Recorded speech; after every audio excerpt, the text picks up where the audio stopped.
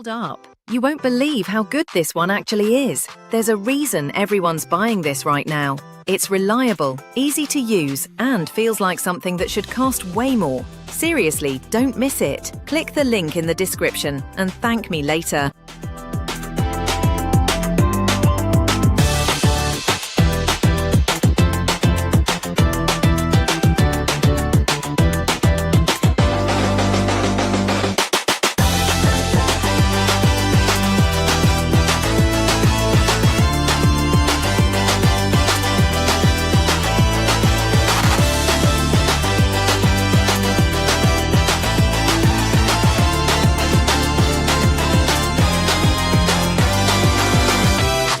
Hold up. You won't believe how good this one actually is. There's a reason